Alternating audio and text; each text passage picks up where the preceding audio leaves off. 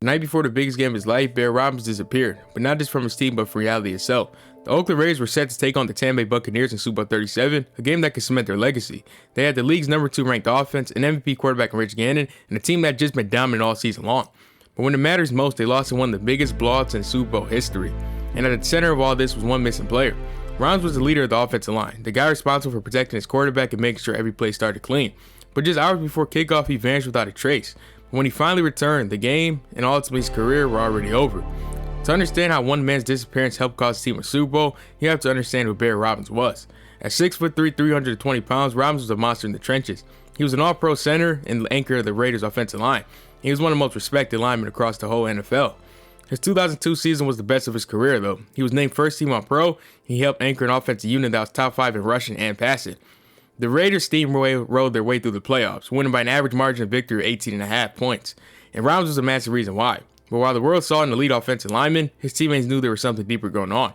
Robbins had long battled mental health issues, specifically depression and a bad bipolar disorder, and unfortunately it was something that only a few people in the league talked about back then. He had episodes before, but nothing like was about to happen. The Raiders arrived to San Diego ready for war. They were set to face John Gruden, who was their former head coach who had just been traded to the Bucs just a year prior, and all week the energy was intense. Practices were sharp and players were locked in, but for Robbins though, something was off. The stress, the pressure, the weight of the moment, it was all building, and then suddenly he was gone.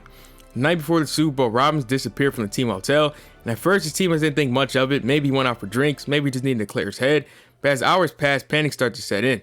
Nobody knew where he was, not his teammates, not the coaches, not even his wife. The starting center of his Super Bowl team had just vanished. The reality is, he was in Mexico. Robbins had long suffered a manic episode, one that blurred the line between fantasy and reality. In his mind, he thought the Raiders had already won the Super Bowl.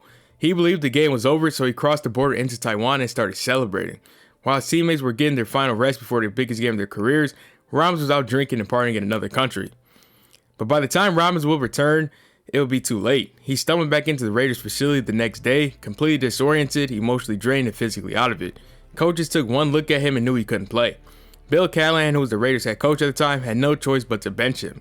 This was a disaster for the Raiders. In turn, they had to start Adam Trout, who was a quality career backup, but he had just started just one season before this, and it was because Barret Robbins was injured.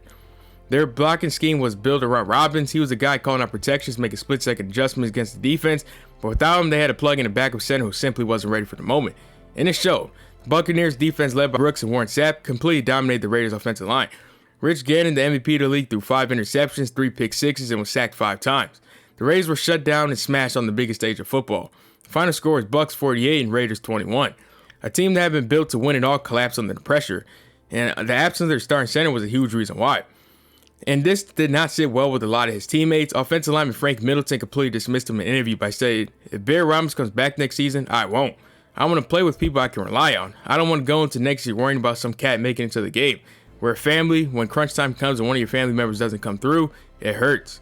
But after the Super Bowl, Robbins would feel incredibly remorseful to the point where he said that he can't even watch the Super Bowl anymore, and instead he'd rather sit through them. He voiced his apology after the incident and explained to the Raiders organization that he suffers from severe bipolar, and that was enough for the Raiders to give him another chance. However, Robbins would never be the same. He would play just 9 games the next season, and the Raiders would go 4-12, which was a far cry from where they were the year before the incident. The next season, Barret Robbins would test positive for steroids in the offseason, and this was the Raiders' last straw.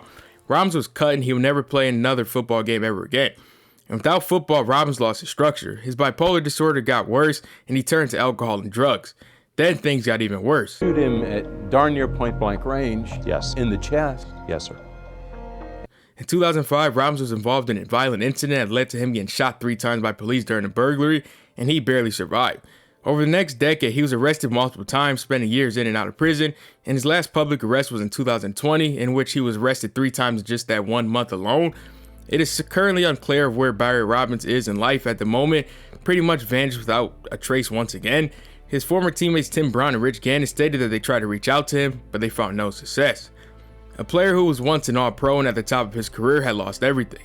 And let this show you that it doesn't matter how strong or successful you are, at the end of the day you are human. And mental health issues can happen to anyone. So please do not hesitate to seek help when needed. Stay safe, and I appreciate you guys for watching.